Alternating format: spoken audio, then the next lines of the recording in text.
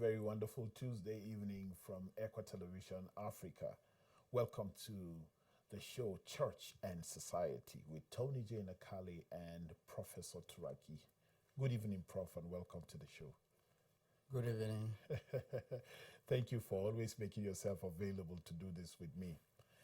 Today we are looking at the state of the nation on church and society.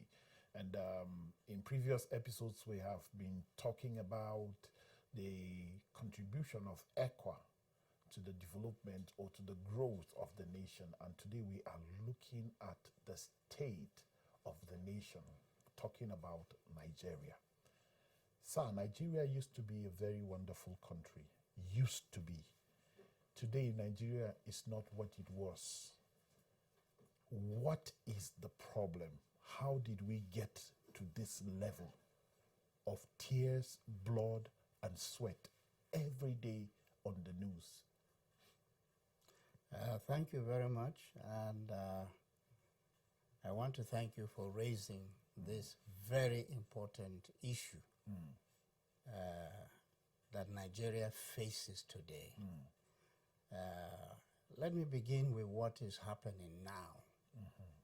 And then we can go back to state the historical reason why Nigeria is in this state. Nigeria today, the first thing that I would say is that Nigeria today is more divided than ever in the history of its formation. That is one. Division. Nigerian people are divided over many things. And so there's a lack of unity. There's a lack of understanding amongst the various ethnic groups in Nigeria. The second point that I would like to state here is that the problem that this country faces today, they are enormous and many. And sometimes social scientists or social analysts or politicians and sociologists and even religious people, they only look at what is happening now and they want to find solutions based upon the current events. The trauma, the crisis, the conflicts that Nigeria is facing today. People look at them and want to find solution within this praxis or this state of the nation. You don't look into crisis in order to find solution within crisis. You have to go beyond. You have to go back to the roots. What brought about the crisis? Okay.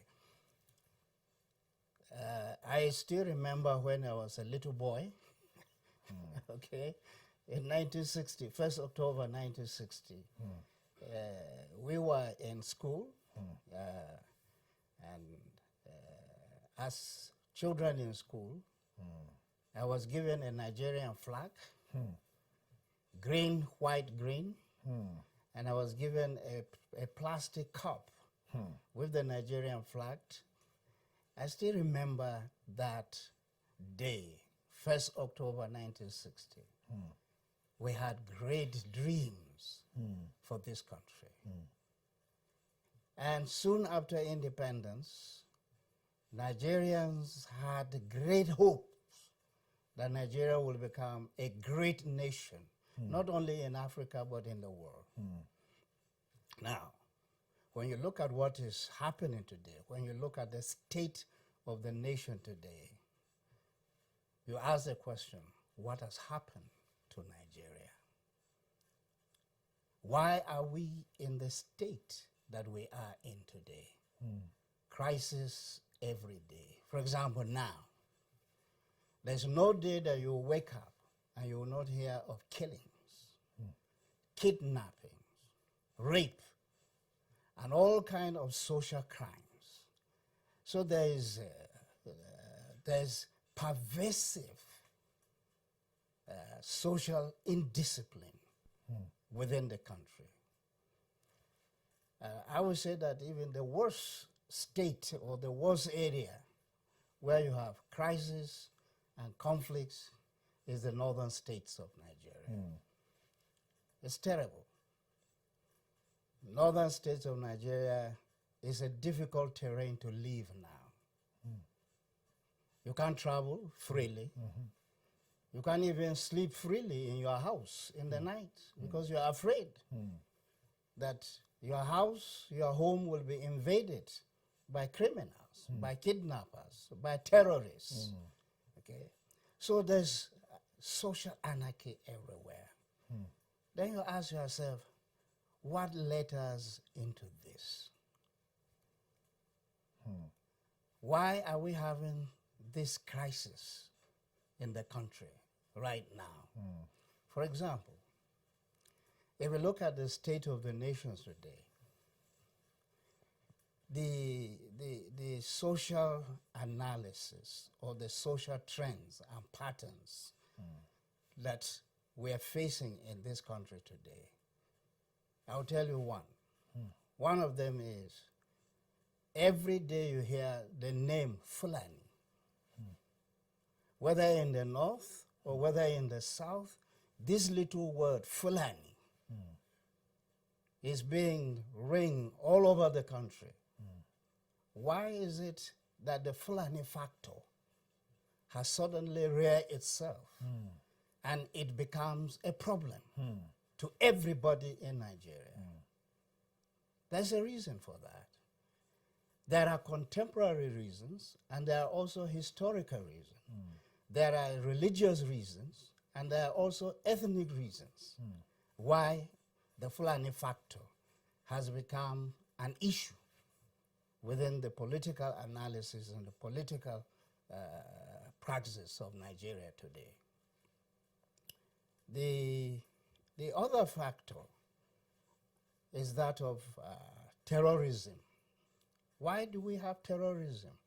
For example, in the northeast, Boko Haram. And then in the northwest, the Fulani headsmen. And then the kidnappers. And many other social crimes that are being committed by these anarchists in the country. There are contemporary reasons and there are also historical reasons why we're facing this crisis in Nigeria today.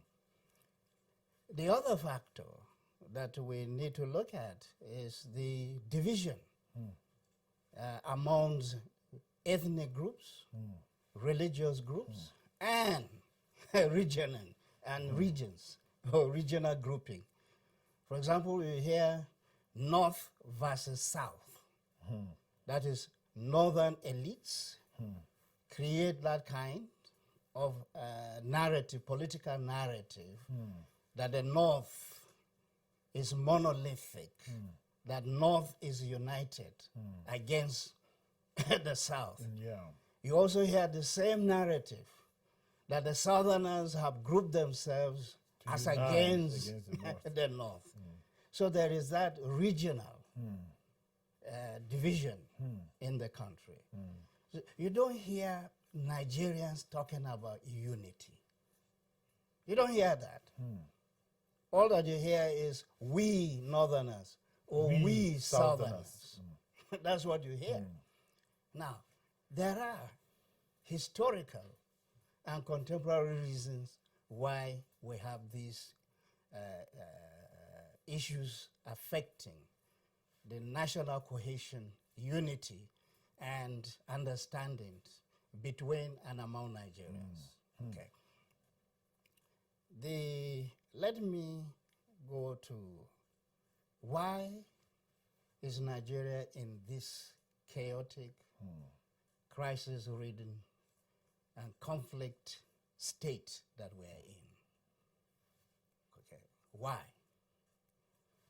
The question that I would like to raise is that, why is it that in the north, okay, people will assume that northerners are united, that the Northerners have one-mindedness about themselves and about their region.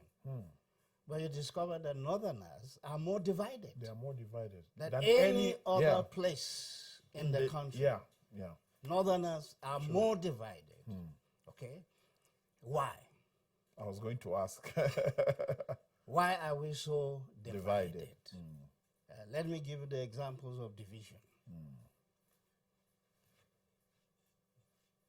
By the late 1990s and the early 20s, 2000,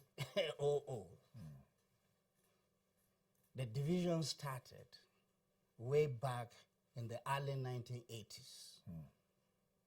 Northerners are now beginning to pull themselves apart. There's no unity. It started with Metetsine in Kano in the late 1970s and early 80s. Okay, Metetsine started in Kano. It was a religious incident where Metetsine raised up. They rose up against the population, the ordinary people, regardless of religion. Okay, that one went down.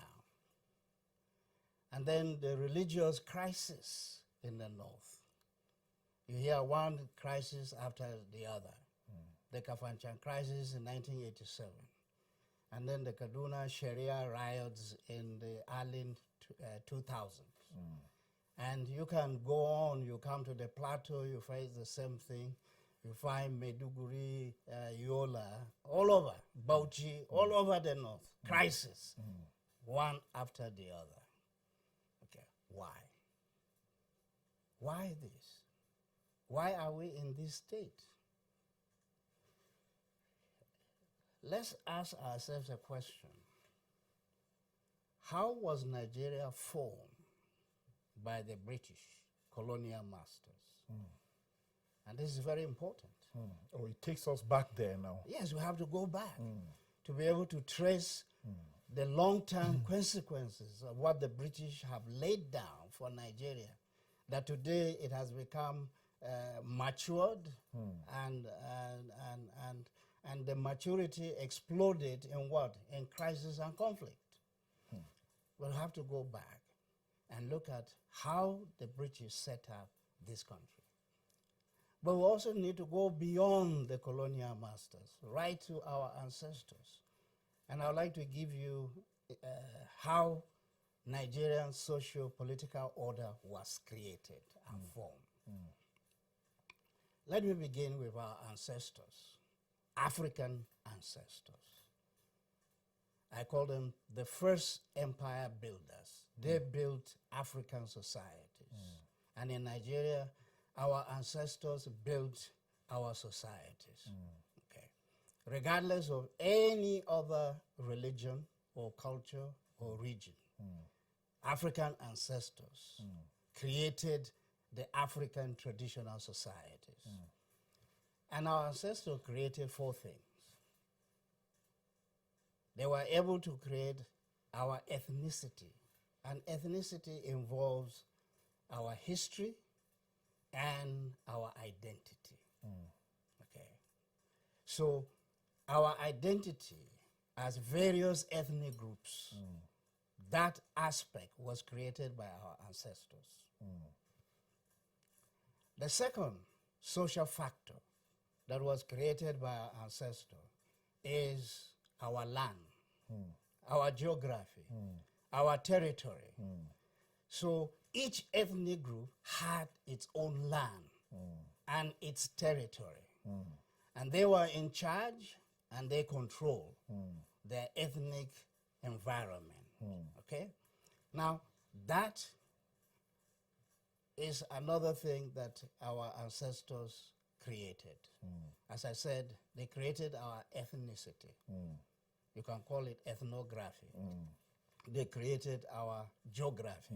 That is our land and territory. The third thing that our ancestors created was our religion, the African traditional religion. So that was also what our ancestors created.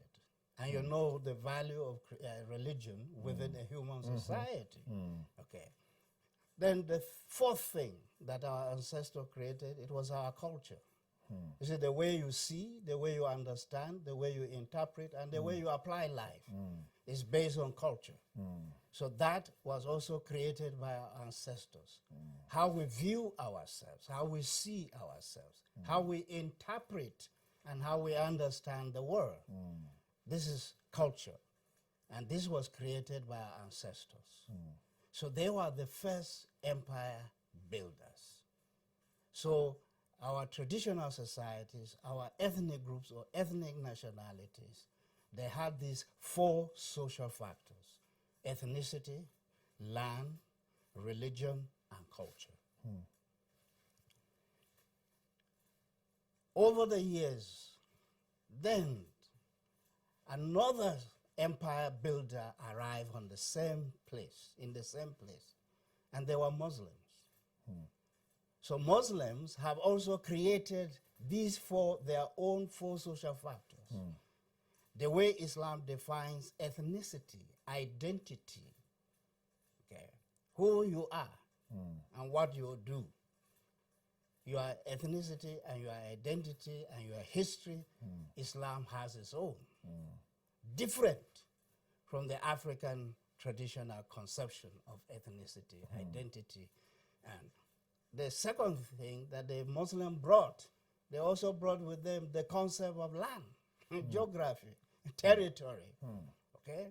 So Islamic definition of land is different from the traditional African definition of land. Okay? Religion. Islam is a different religion from African traditional religion. So you have two views of conceiving who God is and what is the role of each individual person in a particular society. This is defined by religion. So Islam has its own way of defining what a human being should be or ought to be, as different from that of the traditional African district. And then culture. They also brought culture. Islamic culture is different from African traditional culture. Okay? So you have now two empire builders with different conceptions, different views of life. Okay? So the African traditions, African traditionalists or empire builders had a different view on land, on ethnicity, land, religion, and culture. Similarly, the Muslims have theirs, but it's also different. It's not the same. It's different. Now, if you have a traditional African and a typical Muslim, and you ask them to discuss ethnicity, what will be their common ground? If you ask them to define the concept of land, territory, how will they define that? What will be the common ground? And if they're to discuss religion, Islam and ATR, African traditional religion, what will be their common ground? And if they're to discuss culture, what will be the common ground of their culture? Now you can now begin to see that because of various definitions of the social factors that control our lives, our existence, and what we do, how we think, how we see the world, they are different. So you find two empire builders in the same geopolitical entity with different views. And of course, if you have different views, there's what? There's a chance of what? Misunderstanding. Definitely. There's a chance of conflict. There's a chance of crisis. Now, these two were in existence. Then the third empire builder came. The British colonial masters. The colonialists came. And what did they bring? They also bring their own definition of these four social factors. their definition of ethnicity, their definition of land, geography, their definition of religion, and their definition of culture. Okay? So the British were able to conquer the Africans based upon their conception of what ethnicity, what land, what religion, and what culture is all about. Okay? Now, so you now have the African traditional conception of the social factors that I have mentioned. You have the Islamic definition of the same social factors. And you have the colonial masters, the same definition of the social factors. So, sir, I'm sorry. The Christianity did not have these vices? Wait, just hold on. I'm coming to that one. Okay. To the fourth. Okay. Okay. Oh, okay. They are empire builders. Okay, social reformers. Okay. First, the traditional African built the traditional African society. Then after some centuries, then the Muslim came. And then who came? The colonial masters, the British colonial masters came. But British colonial masters entered northern Nigeria simultaneously with the Christian missions. Okay? Okay. So the Christian missions were another empire builders. Okay? So they brought along with them a different definition of what? Ethnicity. A different definition of land, geography, territory. A different definition of religion. And a different definition of culture. Now, all this, so the Christian missions brought their own. Now, how many traditional values now do we have? We have the African traditional values. We have the Islamic values. We have the colonial values. And we have missionary Christian values. Okay? Now, where are these values playing themselves out?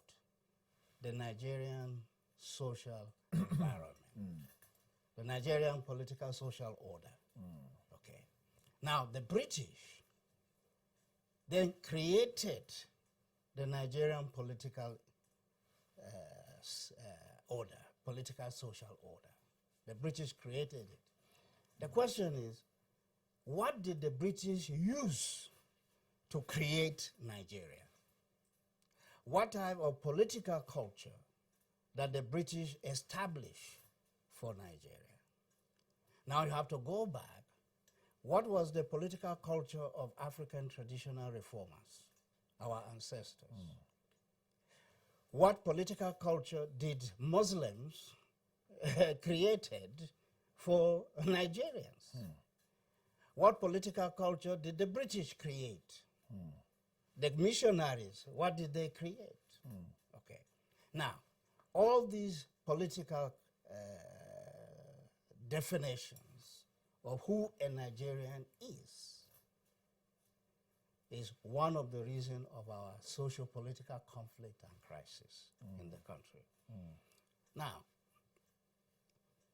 the colonial masters, how did they set up the Nigerian socio-political environment? When the British arrived, they met two distinct ethnic groups in the north, the Muslims and the non-Muslim groups. Two distinct ethnic groups. How did the British bring these two groups together to form a northern Nigeria? Now, that is the whole process of this book, the British colonial legacy in northern Nigeria, a social ethical analysis of the colonial and post-colonial society and politics in Nigeria. That's a book written by you? Yes, a book written by me, yes. I did a research. Doctoral research. Is it available for people to get? Of course, it has been available since 1993. Oh. First published in 1993. Yeah. Now, we need to understand what were British policies towards these two distinct ethnic groups in the north, towards the Muslims and towards the non-Muslim. What were British policies towards both? The British never had the same policy towards both. What was British administrative practices towards both? And what was British political officers' attitudes towards the Muslims and the non-Muslims? That is what this book went into thorough research to come out with British colonial policies, British administrative practices, and British attitudes towards the Muslims and the non-Muslim groups. What the colonial masters did was to take the Sokoto Caliphate and the Sultanate of Kanem Borno. These were Muslim empires. The British modified their political culture and incorporated that into the new political social order that the British created in northern Nigeria. So the British took the Muslim political culture and then built it along with their own British political culture. And with that, they created the political culture for northern Nigeria. What did the British do? The British look at the two ethnic groups, two religious groups, the Muslims and the non-Muslims. What the British did is that they took the non-Muslims and subordinated them under the Muslim Hausa Fulani Kanuri rule. So the non-Muslim groups were brought under, okay, the British, you can call it the indirect rule policy and so on and so forth. But what I want to stress is the fact that the British did not treat the two distinct ethnic groups and religious groups equally. They took the non-Muslims and subordinated them under the rule of Muslims. So the British in northern Nigeria created what I call Anglo-Muslim rule. What does that mean, sir? Anglo-British, the Anglo-Saxon, okay? So the English came from their background. They were called the Anglo-Saxon. That is their racial background, okay? The Anglo-Saxon. So when I say that what the British did in northern Nigeria was to establish Anglo-Muslim rule, okay? Why I call it Anglo? Because the Muslim elites or the Muslim rulers were the junior partners of the British colonial masters. Junior partners of the British colonial masters. So I do not have time to go into detail why the British did it so that we don't spend the whole time, okay? But what happened was that the British took the non-Muslim groups whom they felt that they were not civilized, that they didn't have centralized government, but the Muslims had. And so the British took their own system and modified it and brought all the other groups in northern Nigeria under the, what I call the native authority system of rule, okay? The NA simply means native authority, okay? So Now with that, now what you find out that the British have done is that they elevated one ethnic group or one religion or one culture above other ethnic groups, their religion and their culture. And they are in one country. Okay? Now, what is the long-term consequences of the creation of this state of inequality between human beings, between ethnic groups, and between regions, and between religions? What is the long-term consequences of that? Now, this is what Nigeria is facing. When you hear riots come out because of it, if there's a political appointment and people do not like it, they go on rampage and riot. Now, the rioting is not, the rioting is only triggered by a contemporary event. But there has been a long-term, what I call a latent hostility that was built. You see, you have in Nigeria, you have the Muslims and you have the non-Muslims. You have the Hausa, the Kanuri, the Fulani, and the non-Hausa and non-Kanuri and non-Fulani in the north. They see themselves. They know themselves. They know how the British treat them. They know their status within the British colonial structures. Now, that has created what I call latent hostility between Nigerians, between northerners. The way a Muslim in the north sees a non-Muslim,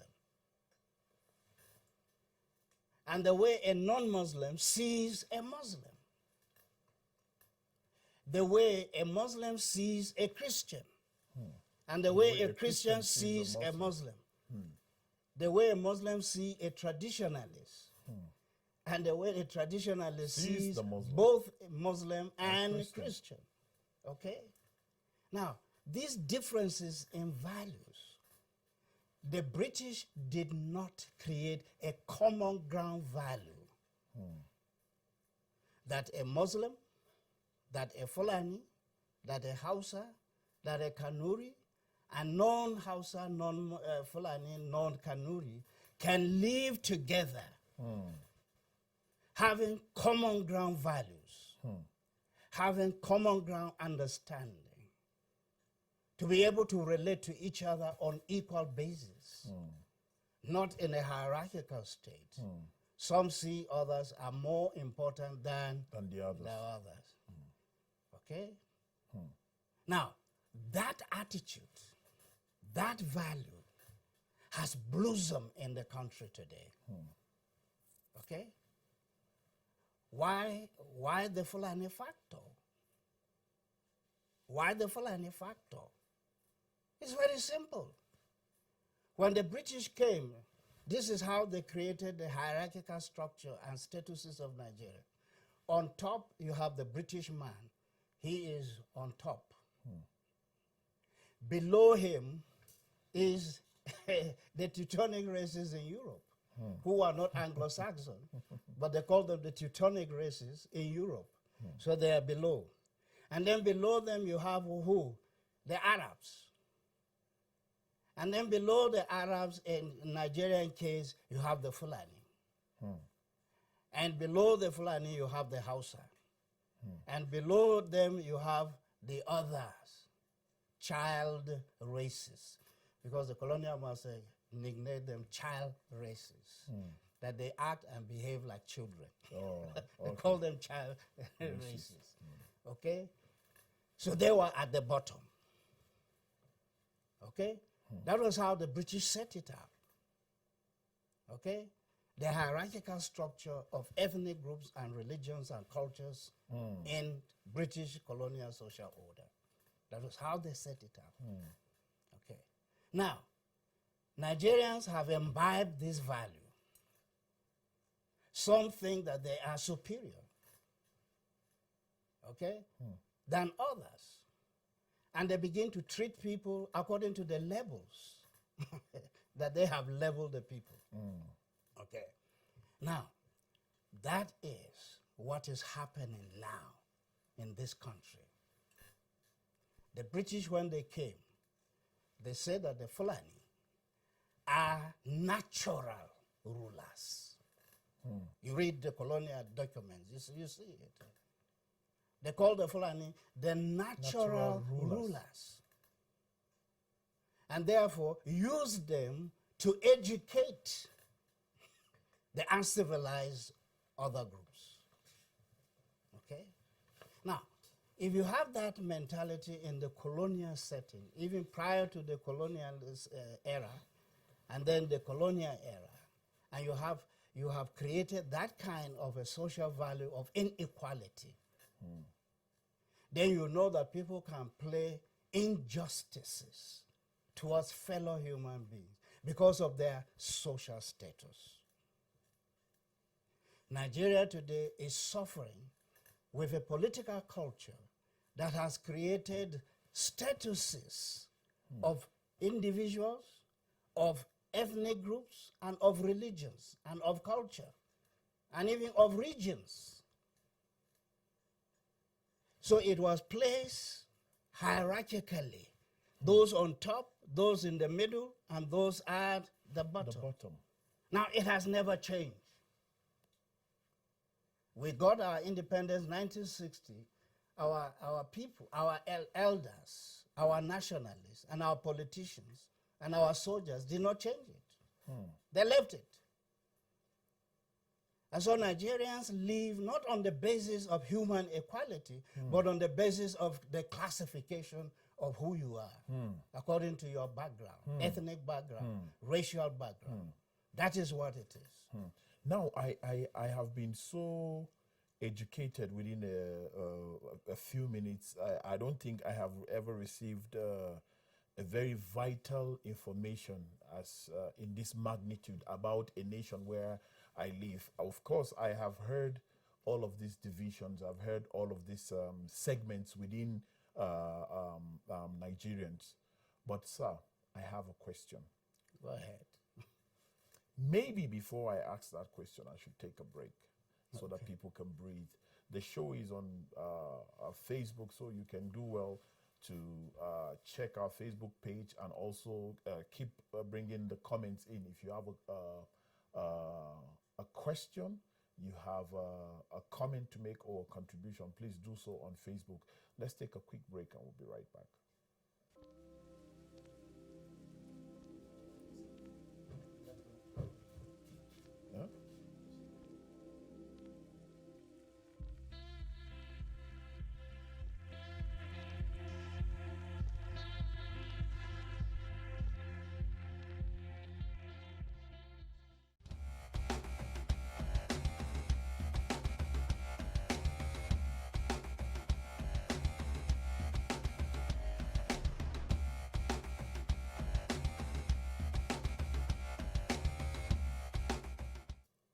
Thank you very much, Sam, for that quick break. And we are discussing the state of the nation on Church and Society on ECWA Television Africa. And as usual, I have our very own Professor Yusufu Turaki, who has been doing justice to the topic, especially taking us back to where we all got it wrong. Because as far as I'm concerned, it was at that point that we got it wrong.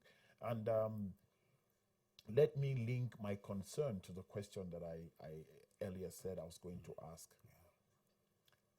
Had we created or create as a nation what we should stand by, where would the place of what life is defined as by Africans, by Muslims, by the colonial people, the British people, and by religion? So as a nation, what is the definition? What is our own definition to counter the definition of these four groups that have brought this to us? Thank you very much for this very important question. Nigerians, as a people, have not sat together and defined who they are. or even agree. Yes, or to agree. So Nigerians have not created national values, national ideals. Okay, they have not created that. So each person is coming from his own pocket of his ethnic background, religious background, regional background. This is what each one of us brings to the center of Nigeria. Okay. So Nigerians come to the center not having national values. I said that Nigeria doesn't have a national ethic. And what I mean by national ethic is national ethical structure. We don't have it. What Nigeria has done is that Nigeria has borrowed universal values from other cultures, like Western culture, Christian culture, Islamic culture. They have borrowed them. But they, as Nigerians, have not developed national values, national ideals, national standards, and national values. Nigerians have not. But they have borrowed from outside. So, for example, Nigerians assume that there is equality between all human beings. This is false. It's false. It's false. It's never. In Nigerian real historical life and historical background and life, Nigerians are never equal. It depends on which level you have been leveled with. Okay? So we don't have that. But we assume, for example, the creation of Nigerian Constitution.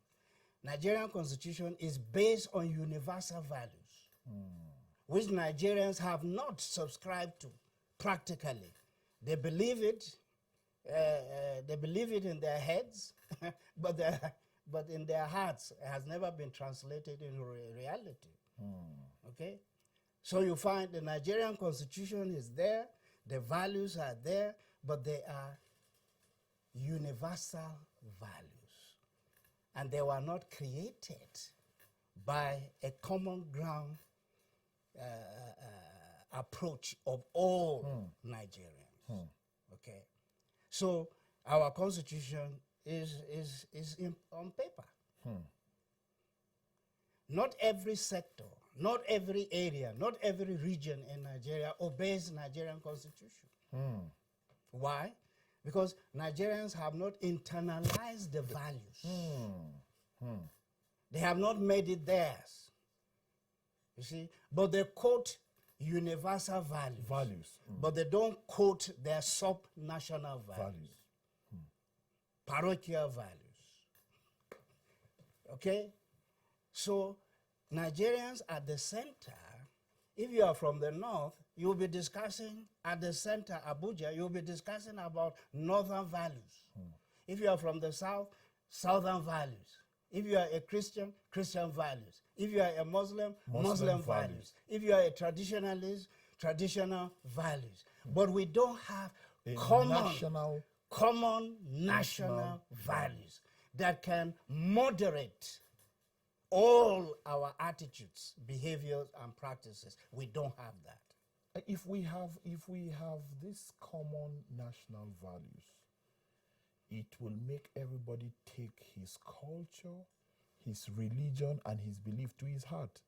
Like you said, we have not internalized the values of Nigeria yet, or as a nation. We carry the values of other foreign countries and then internalize them. And then that is why people mostly say, in China, this is how they do it. In America, this is how they do it. But they don't tell you how it is done in Nigeria, just because we don't have these common values. If we don't have these common values, sir, how can we have a dream without a national ethical structure? How can we have a dream as a nation without a national ethical structure? Well, this will take a long story. I won't go into that now, but rather let me go to where it's common to we can easily understand. You see, the British created Nigerian political culture based on three important pillars.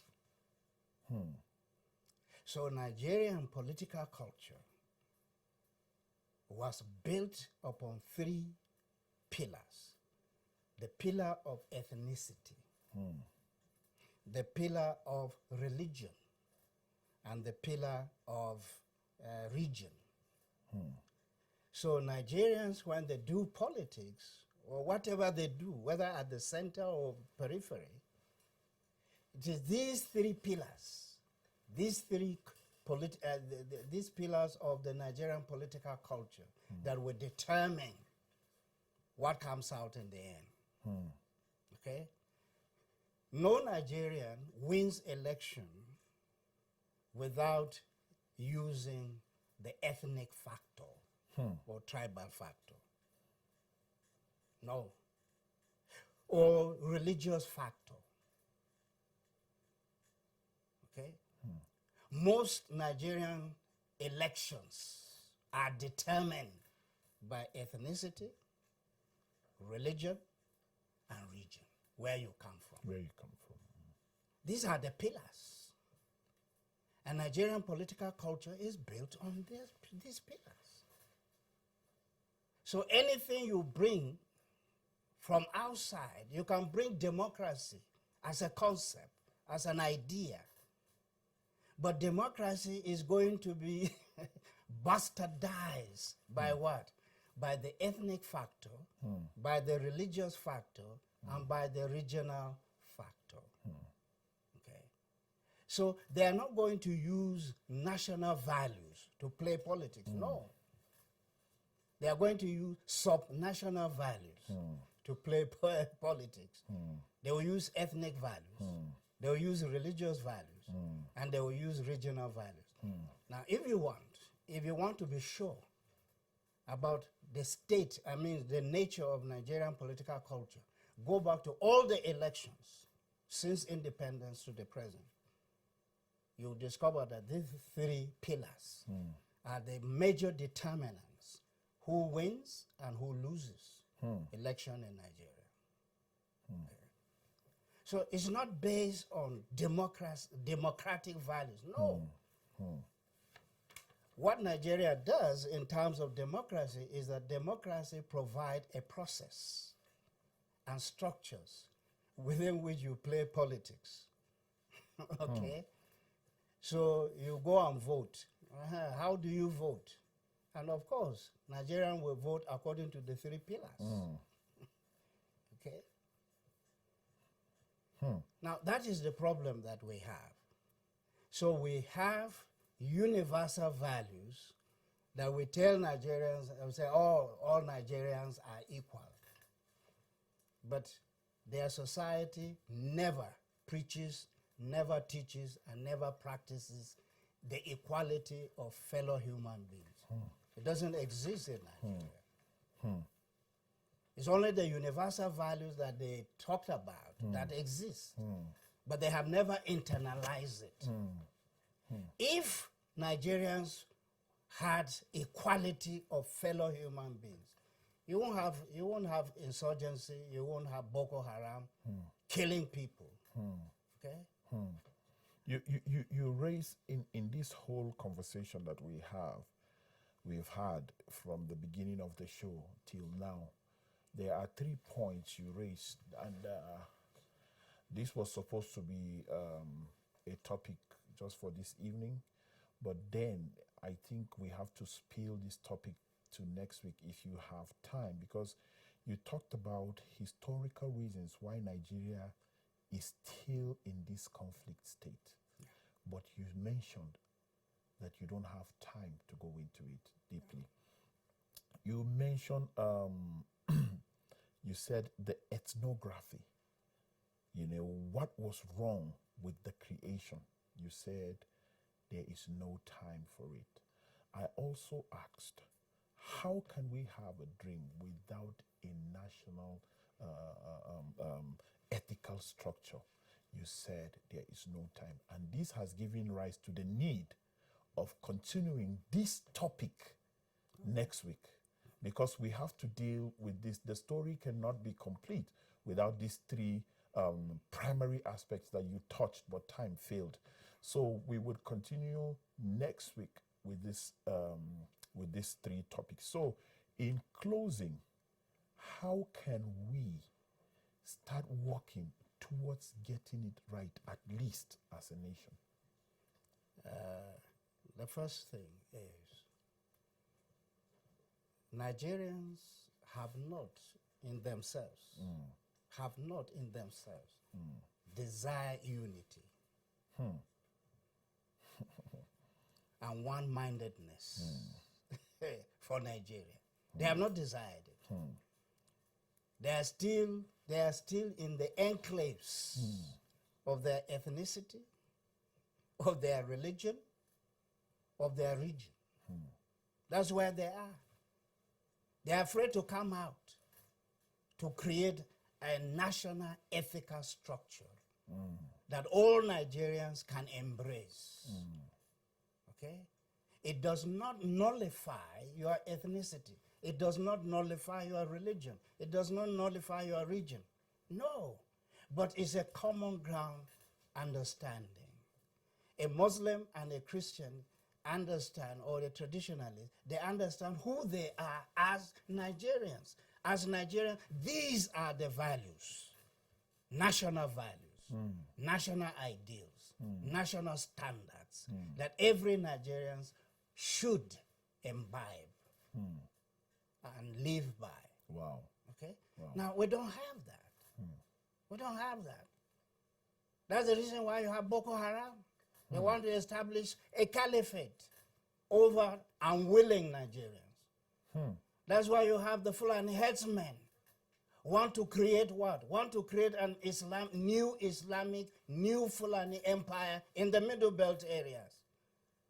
And they want to do it over unwilling people. Okay. Why? Why is that? It's because they don't have national values. They don't have it. They have subnational values. In fact, you can trace it back to the Jahiliyyah period. They're still using values of ancient times in modern Nigeria. Okay? And it doesn't fit. It doesn't fit. Wow. How do you integrate? The question is, how do you integrate Boko Haram, Fulani headsmen, bandits, militants of all kinds in Nigeria? How do you integrate them into national ethic? How do you integrate them? That's the biggest problem we have. They have values that are not national, but sectarian. Violence. That's what they believe in. Okay?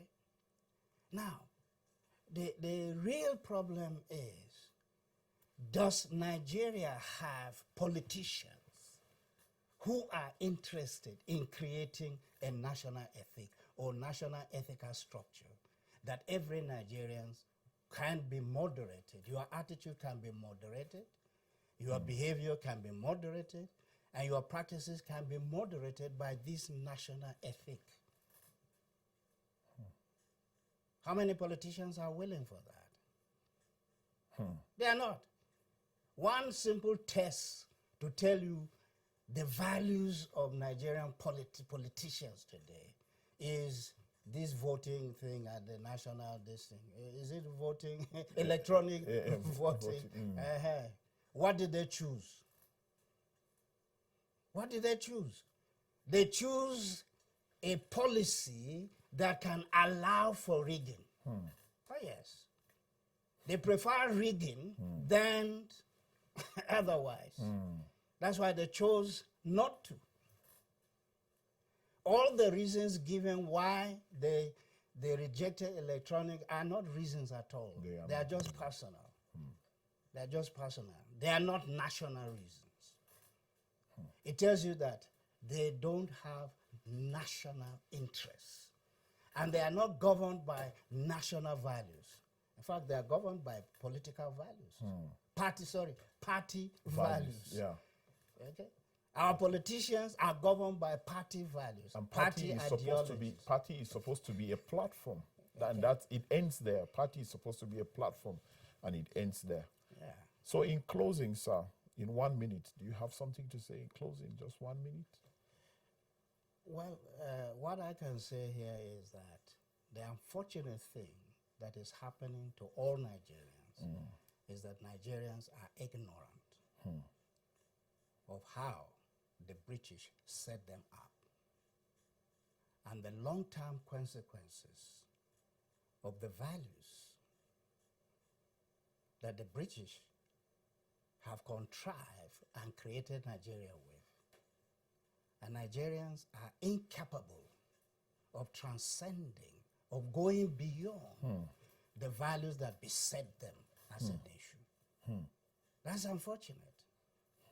Other nations have risen and transcend and went beyond the besetting values that the colonial masters have set for them.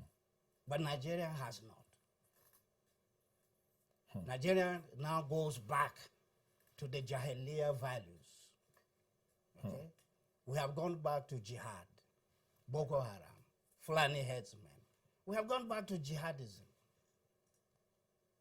We have gone back to ethnic values, not national values. Not national values. We have gone back to exclusive religious values and not religious values that are universal. Do you know? You see, religious values are universal. But in Nigeria, what has happened is that they have converted the universal values into local values. Okay?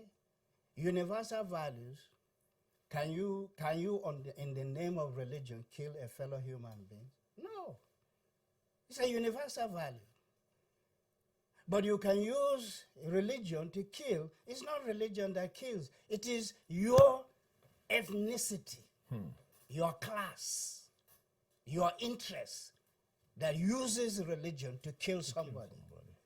Because religion is of universal values. Religion is not proclivity's value. Proclivity, that is something that is just within you. Within you. Okay? You don't convert universal values of religion to local. Okay? Wow. Most of religious rights in Nigeria, they are to protect the ethnicity, the common culture, interest, the interests of the people. So they use religion because religion is very emotive. Yeah. So they use it. They use emotive religion to protect their ethnicity, to protect their identity, to protect their class. But religious values are universal. Wow. That means that they are applicable to every human being. Wow. What a fruitful discussion we've had with Professor Turaki. It feels like it's only been 10 minutes, but it's, I bet you it's extremely a lot, much more than 10 minutes. We have looked at the state of the nation and its Churchandsociety on ECWA Television Africa. The topic is not fully dealt with. So join us same time next Tuesday as we continue in the B part of the discussion. Thank you very much, Prof, for coming. I remain Tony J. Nakale. Thank you for watching ECWA Television. Please be kind to one another. See you next Tuesday, God's willing. Bye-bye.